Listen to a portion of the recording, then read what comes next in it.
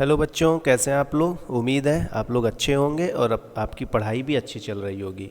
तो 7.9 तक हम लोगों ने पढ़ लिया है। आज के इस वीडियो में हम आपको 7.10 सिखाने वाले हैं। 7.10 बेसिकली मेथड ऑफ सब्स्टिट्यूशन पे बेस्ड है और डेफिनिट इंटीग्रेशन का केवल एक रोल यहाँ पे होगा, वो ये है कि सपोज आपके पास कोई फंक्शन x में दिया है और आप मेथड ऑफ सब्स्टिट्यूशन अगर लगाते हैं तो फंक्शन t में कन्वर्ट हो जाएगा। तो जो ये लिमिटिंग वैल्यू दी रहती है ये तो x की वैल्यू है, आप फंक्शन को कन्वर्ट कर दिए t में, तो क्या यही वैल्यू यहाँ रखेंगे? नहीं। जब आप फंक्शन को t में कन्वर्ट कर दे रहे हैं तो आपको यहाँ पे t की वैल्यू रखनी है, और जब फंक्शन यहाँ x में है तो आपको यहाँ पे जो x की वैल्यू दी हुई है, बस इतना सा ध्यान रखना है कि जब आप मेथड ऑफ सब्स्टिट्यूशन अप्लाई कर रहे हैं, किसी फंक्शन को t सपोज कर रहे हैं, तो वहाँ पे लिमिटिंग वैल्यू t की रखेंगे। और वो वैल्यू कैसे रखेंगे आइए देखते हैं। हाँ, ये देखिए क्वेश्चन है, यहाँ पे आप मेथड ऑफ सब्स्टिट्यूशन अप्लाई करेंगे और लिमिट कैसे चेंज करेंगे वो आप यहाँ पे सीखने जा रहे हैं। तो मेथड ऑफ सब्स्टिट्यूशन आपको यहाँ पे समझ आ ही रहा होगा कि x² + 1 को हम यहाँ पे t सपोज कर लें, तो x² + 1 को t सपोज करेंगे तो इसका डिफ्रेंसिएशन आएगा 2x dx = dt। तो यहाँ पे एक काम करिए, 2 से मल्टीप्लाई और डिवाइड कर लीजिए, जिससे 2x dx आपको यहाँ पे दिख जाएगा, जिसके प्लेस पे आप dt सब्स्टिट्यूट कर सकते हैं। तो I = 1/2 आ जाएगा और 2x dx के प्लेस पे dt लिख देंगे बच्चों, और x² + 1 को क्या सपोज किए हैं? t सपोज किए हैं, तो ये t हो जाएगा। अब यही हम बात कर रहे थे कि ये देखो सब x में है तो ये x की वैल्यू है, अब सब t में आ गया तो यहाँ पे t की वैल्यू रखनी है। ये 0 के प्लेस पे 0 नहीं रखेंगे, 1 के प्लेस पे 1 नहीं रखेंगे, यहाँ पे t की वैल्यू रखेंगे। और वो आएगा कैसे? ये जो आप लोगों ने यहाँ पे सब्स्टिट्यूट ये सपोज किया है, इसी में बच्चों x की वैल्यू 0 रख देंगे और इसी में x की वैल्यू 1 रख देंगे। मतलब एक बार लोअर लिमिट रख देंगे, एक बार अपर लिमिट रख देंगे। तो जब 0 रखेंगे तो t की वैल्यू 1 आ जाएगी, और जब 1 रख देंगे तो t की वैल्यू 2 आ जाएगी। अब ये 0 से 1 जो था, अब ये आ जाएगा आपका 1 से लेके 2 तक। बस इतना सा बात ध्यान रखना है, बाकी कुछ नया नहीं सीखना है 7.10 के अंदर आपको। 1/2 का इंटीग्रल हो जाएगा log t, और लिमिट कहाँ से कहाँ तक? 1 से लेके 2 तक। अब upper limit minus lower limit, तो t के प्लेस पे एक बार अपर लिमिट रख दिए और t के प्लेस पे लोअर लिमिट रख दिए, तो log a minus log b कितना हो जाएगा? log a/b मतलब 2/1 मतलब 2 आ जाएगा। या ऐसे भी आप यहाँ पे सोच सकते थे कि log 1 की वैल्यू 0 होती है, इसको हटा दो, बचा log 2। ये आपका आंसर आ गया। आगे बढ़ते हैं। ये भी देखिए बहुत ही अच्छा क्वेश्चन, इंपॉर्टेंट क्वेश्चन। आइए सीखते हैं कैसे होगा। यहाँ पे मेथड ऑफ सब्स्टिट्यूशन अप्लाई करने के लिए आप समझ रहे होंगे कि इसको t सपोज करना है। sin phi को यहाँ पे t सपोज कर लेंगे। तो बच्चों sin phi को t सपोज करेंगे तो डिफ्रेंसिएशन करेंगे तो यहाँ पे cos phi d phi आएगा, लेकिन यहाँ तो एक ही cos आया और क्वेश्चन में क्या दिया हुआ है? cos to the power 5 given है। तो सबसे पहले थोड़ा सा सिंप्लीफाई इसको कर लेते हैं। थोड़ा सा मतलब कैसे? देखो cos के पावर 5 में से एक cos निकाल दो, क्योंकि एक cos d phi की जगह पे तो dt लिख देंगे, तो बचेगा बच्चों कितना? cos 4। तो cos to the power 4 phi अलग कर लिए और cos phi d phi अलग कर लिए। तो I = कितना आ जाएगा? 0 से लेके π/2 √ sin phi, और ये जो cos के पावर 4 phi लिखा है इसको हम लिख सकते हैं cos² phi और फिर होल स्क्वायर लिख सकते हैं। हाँ सर, बिल्कुल लिख सकते हैं। और ये हो जाएगा ऐसे। तो I = कितना हो जाएगा? 0 से लेके π/2 √ sin phi, और cos² phi को हम लिख सकते हैं 1 - sin² phi whole square by cos² theta = 1 - sin² theta. So we can write 1 - sin² phi in place of cos² phi. अब ये इतना सिंप्लीफाई किए, 2 स्टेप हम सिंप्लीफाई इसको कर लिए। अब आइए सब्स्टिट्यूट करते हैं। तो sin phi को t माने हैं, तो जहाँ जहाँ sin phi दिख रहा है वहाँ t रख दो। तो sin phi की जगह t लिख दिए, रूट लगा है मतलब 1/2, यहाँ भी t लिख दिए, स्क्वायर है और फिर होल स्क्वायर है, और इस cos phi d phi के प्लेस पे dt लिख दिए। ये हो गया। हाँ, अब सब फंक्शन phi में था तो ये phi की वैल्यू रही होगी, अब सब फंक्शन टी में आ गया तो यहाँ पे आपको टी की वैल्यू रखनी है, तो ये वाली जीरो वैल्यू यहाँ पे रखो, यहाँ पे फाई के प्लेस पे जीरो रख दो तो टी की वैल्यू भी जीरो मिलेगी क्योंकि साइन जीरो जीरो होता है। अब फाई के प्लेस पे पाई बाई टू रख दो तो टी की वैल्यू 1 मिलेगी क्योंकि साइन पाई बाई टू की वैल्यू 1 होती है। अब लिमिट आपका कहाँ से कहाँ तक आ गया, 0 से लेके 1 तक। ओके, ये हो गया। अब आप इंटीग्रेट करिए, उसके पहले सिंप्लीफाई कर लीजिए।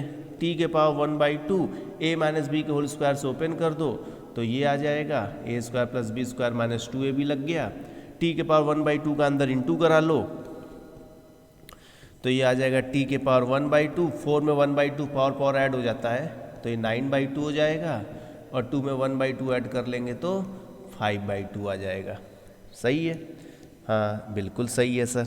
अब इंटीग्रेट करो, टी के पावर 1/2 का 3/2 और ये 2/3, 9/2 में 1 ऐड कर दो तो 11/2, ये 2/11, पावर 1 ऐड करते हो ना भाई। और 5/2 में 1 ऐड कर दोगे तो 7/2 और बगल में रेसिप्रोकल 2/7 और लिमिट लगाए 0 से लेके 1 तक। अपर लिमिट रख दो तो केवल नंबर बचेगा क्योंकि टी तो 1 ही हो जाएगा और ये 2 2 जा 4 और लोअर लिमिट रखोगे बच्चों तो वो तो 0 ही हो जाएगा। बस इसी को सिंप्लीफाई कर लो, ये आंसर आ जाएगा आपका ना। चलिए बढ़ते हैं नेक्स्ट क्वेश्चन की ओर। ये भी क्वेश्चन बहुत ही अच्छा सा क्वेश्चन है। यहाँ पे आपको x की वैल्यू अलग से सब्स्टिट्यूट करनी पड़ेगी क्योंकि ऐसा कुछ नहीं है। अच्छा 1 + x² को t मान लेंगे 2x आ जाएगा, लेकिन ऐसा तो कर नहीं सकते, इसके साथ साइन इनवर्स भी जुड़ा हुआ है। इसलिए बच्चों यहाँ पे आपको थोड़ा सा अलग से x को कुछ सब्स्टिट्यूट करना पड़ेगा और हम सब्स्टिट्यूट करेंगे tan थीटा। tan थीटा ही क्यों सब्स्टिट्यूट किए, क्योंकि हमें दिख रहा है 2x/1 + x² का फॉर्म। अगर x के प्लेस पे tan थीटा रख देंगे बच्चों ना, अगर x के प्लेस पे tan थीटा रख देंगे तो ये कुछ इस तरीके से हो जाएगा 2 tan थीटा और 1 + tan² थीटा। और जिसको जानते हो कि इसका ये फॉर्मूला होता है sin 2 थीटा का, तो ये थोड़ा सा सिंप्लीफाई हो जाएगा, साइन इनवर्स और sin 2 थीटा हो जाएगा तो साइन इनवर्स से साइन हट जाएगा, 2 थीटा केवल बच जाएगा ना। इसलिए ऐसा काम हम लोग किए हैं। ओके, तो x को क्या माने, tan थीटा माने। अब इसको सिंप्लीफाई भी तो करोगे, dx के प्लेस पे अरे डिफ्रेंसिएशन तो करोगे तो ये आ गया। आइए सब्स्टिट्यूट, तो i = क्या आ गया, अच्छा ये x की वैल्यू है तो यहाँ रखें tan 0 की वैल्यू, x के प्लेस पे 0 रखेंगे तो tan थीटा 0 कब आएगा, जब थीटा 0 है, और x के प्लेस पे 1 रखेंगे तो tan थीटा 1 कब आएगा, जब थीटा π/4 है। ये हो गया आपका साइन इनवर्स, और x के प्लेस पे tan थीटा रख दें तो ये 2 tan theta upon 1 + tan² theta, और dx के प्लेस पे sec² theta d theta, sec² theta d theta. ठीक है, ये रखा गया। अच्छा अब यहाँ पे हो गया आपका 0 से π/4 साइन इनवर्स, और ये आपका क्या हो गया sin 2 थीटा, और ये हो गया आपका sec² थीटा d थीटा। तो क्या हो गया, साइन इनवर्स से साइन हट गया, बचा 2 थीटा, 2 थीटा 2 को बाहर कर लिए, थीटा को अंदर कर लिए, तो ये आपका यहाँ तक हम लोग पहुँच गए ना, यहाँ तक हम लोग पहुँच गए बच्चों। अब यहाँ के बाद लगेगा बाई पार्ट्स ना। अच्छा क्वेश्चन है, अब यहाँ पे आपको बाई पार्ट्स का भी रिवीजन हो जाएगा। चलिए बाई पार्ट्स लगा देते हैं। ये फर्स्ट फंक्शन, ये आपका सेकेंड फंक्शन, तो 2 first function integration of second function minus integration differentiation of first function integration of second function का होल इंटीग्रेशन, और ये 0 से लेके π/4। तो ये 2 sec² थीटा क्या लिख सकते हैं, tan थीटा ना, और ये थीटा 1 हो जाएगा tan थीटा, और log tan थीटा को क्या लिख सकते हैं, log sec थीटा ना, और ये 0 से लेके π/4। सही है, हाँ सर बिल्कुल सही है।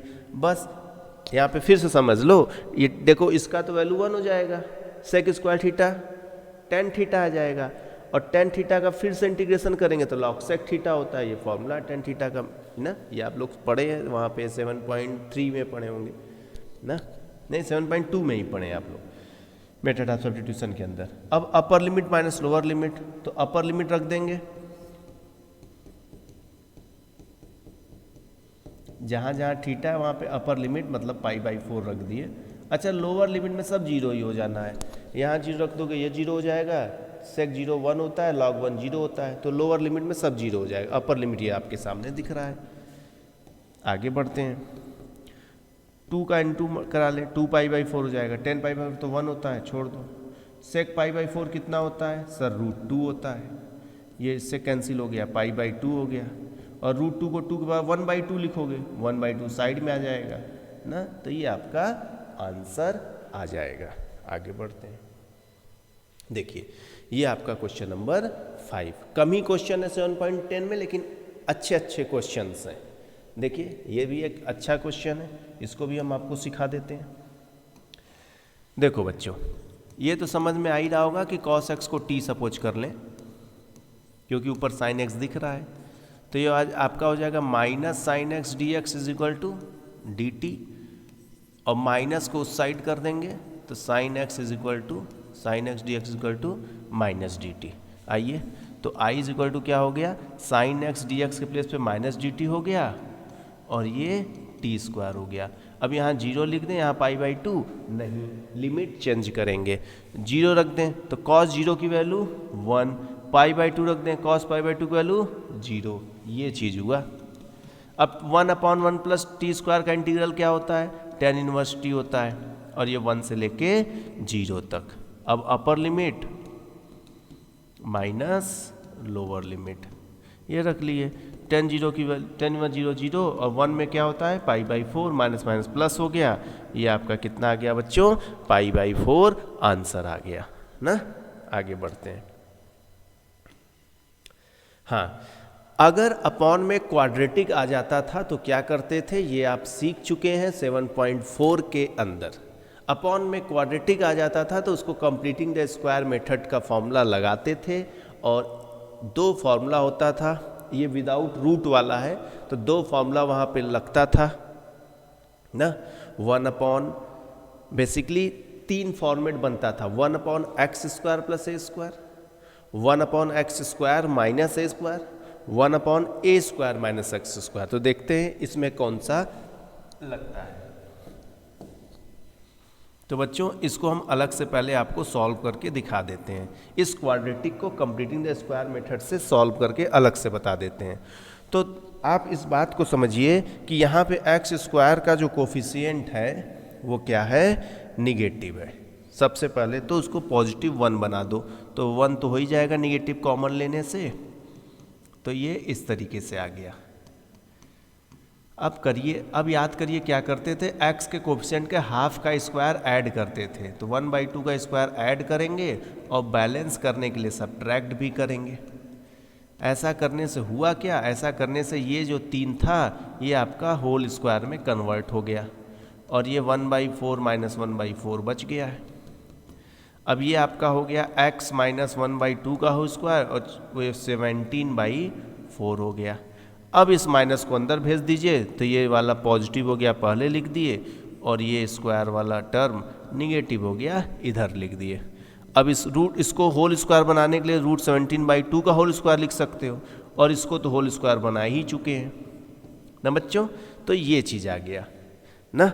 अब यहाँ पे क्या कर देंगे, 0 से 2 dx अपॉन ये चीज़ यहाँ पे रख देंगे, √17/2 का होल स्क्वायर और माइनस x माइनस 1/2 का होल स्क्वायर। अच्छा, यहाँ पे हम मेथड ऑफ सब्स्टिट्यूशन ना लगाएं तो भी काम चल सकता है, क्योंकि यहाँ पे डायरेक्ट फॉर्मूला यूज हो रहा है ना। ये उम्मीद है आप लोग सीख गए होंगे, तो इसको हटा देते हैं। यहाँ पे आपके लिए फॉर्मूला हम लिख देते हैं, dx upon a² minus x²। जिसको जिसको फॉर्मूला याद है वो समझ रहा होगा, जिनको नहीं याद है वो समझ रहा होगा कि उसको रिवीजन करना अभी बाकी है।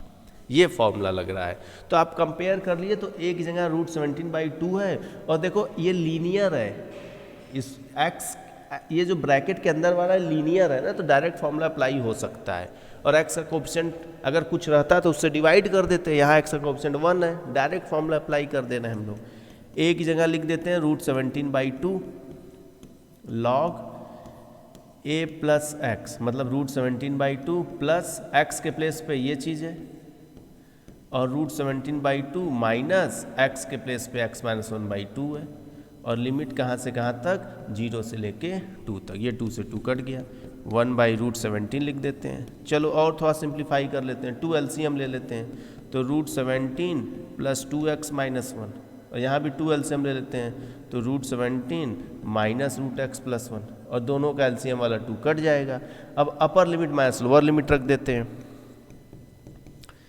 तो अपर लिमिट रखेंगे 2 के प्लेस पे, तो ये 2 2 जब 4 प्लस 4 में से बन गया 3 हो जाएगा, तो √17 प्लस 3 और यहाँ भी रखेंगे तो -2 + 1 -1 हो जाएगा, √17 - 1 ये चीज़ हो गया। और माइनस लोअर लिमिट अगर रख देंगे तो ये x वाला टर्म ही हट जाएगा ना, ये आ जाएगा आपका, ठीक, ये आंसर आ गया। ज़्यादा ज़्यादा log a minus log b log a/b का फॉर्मूला लगा देंगे यहाँ पे ना, ये भी आसान सा क्वेश्चन हो गया। चलिए, अरे वाह, ये बहुत ही अच्छा क्वेश्चन है। 10 ही क्वेश्चन था तो अलग अलग टाइप के सारे क्वेश्चंस करा दिए। मोस्ट इंपॉर्टेंट एक्सरसाइज है बच्चों, रिवाइज जरूर कर लीजिएगा एक से एक क्वेश्चन। ये देखिए लास्ट क्वेश्चन हम आपको बता देते हैं इस वीडियो के अंदर, 7.10 का बहुत ही अच्छा क्वेश्चन है। इसमें कई चीज़ आपको रिवाइज होगा। सबसे पहला काम तो 2x को आपको t सपोज करना होगा, तो जैसे ही 2x को t सपोज करेंगे 2dx = dt आ जाएगा और dx = आ जाएगा 1/2 dt। तो दो काम करना पड़ेगा, पहले तो लिमिट चेंज, 1 रखेंगे x के प्लेस पे तो t की वैल्यू 2 आएगी और 2 रखेंगे तो 2 2 जा 4 आ जाएगा, तो लिमिट तो 2 से 4 हो गया। अच्छा आगे बढ़िए, x है, x के प्लेस पे t/2 रख देंगे, भाई 2x = t है तो x = क्या आएगा, t/2 ही ना आएगा, तो यहाँ भी रखना पड़ेगा क्योंकि अब सबको t में कन्वर्ट करना है ना, तो t/2 रखेंगे तो स्क्वायर है ना, तो ये हो गया। और 2x को क्या माने हैं, t माने हैं, और dx के प्लेस पे 1/2 dt हो गया। तो I = क्या हो गया, 2 से 4, ये 2 ऊपर चला जाएगा 2/t, यहाँ भी ये वाला 2 ऊपर चला जाएगा 2/t² और e के पावर t और ये 1/2 dt। आगे बढ़ते हैं, ये देखिए I = इसमें से 2 अगर कॉमन ले लें तो क्या बचेगा, ये 1/t, ये 1/t² और e के पावर t, जो 2 कॉमन लिए वो इससे कट जाएगा, तो ये फॉर्मेट आ गया। अब ये जानते हो क्या है, जाना पहचाना हुआ लग रहा है ना, हाँ ये वाला फॉर्मेट है। देख लो बच्चों, एक आपको बताया गया था e के power x fx plus f' का इंटीग्रल, क्या आता था, e के पावर x fx, ये आता था जब मतलब कोई फंक्शन दिख जाए उसका डेरिवेटिव दिख जाए और e के पावर x के साथ, तो आंसर ये आता है। तो यहाँ पे देखो क्या है कि आपको 1/t का डेरिवेटिव -1/t² होता है और e के पावर t भी दिख रहा है, तो इसका डायरेक्ट आंसर आ जाएगा e के पावर t और वही फंक्शन, और लिमिट कहाँ से कहाँ तक, 2 से 4 तक ना। ये वाला कॉन्सेप्ट यहाँ पे लग रहा है। अगर भूल रहे हो तो 7.6 का इंट्रो पढ़ लेना, वहाँ पे 7.6 के अंदर ये बातें सिखाई गई हैं। अब upper limit minus lower limit रख दो, तो t के प्लेस पे 4 माइनस लोअर लिमिट t के प्लेस पे 2, ये आपका बच्चों आंसर आ गया। इसमें से और कुछ अपना सॉल्व करना हो तो e² कॉमन ले लो, 4 LCM ले लो तो बचेगा e² कॉमन ले लिए तो 2, है ना। ऐसा कुछ आपका बच्चों यहाँ पे आंसर आ जाएगा ना। चलिए, उम्मीद है आपको ये समझ में आया होगा। नेक्स्ट वीडियो में आपको हम सिखाने जा रहे हैं प्रॉपर्टीज़ ऑफ डेफिनेट इंटीग्रल, जिस पे एक क्वेश्चन आपके बोर्ड में आता है, तो अगला वीडियो बहुत इंपॉर्टेंट होने वाला है। तब तक के लिए आप ये सारे वीडियोज़, सारे एक्सरसाइज अच्छे से लर्न कर लें, मतलब कॉन्सेप्ट को लर्न कर लें, एक्सरसाइज पर प्रैक्टिस कर लें। फिर मिलते हैं नेक्स्ट वीडियो में, तब तक के लिए बच्चों आप लोग पढ़ते रहिए अच्छे से।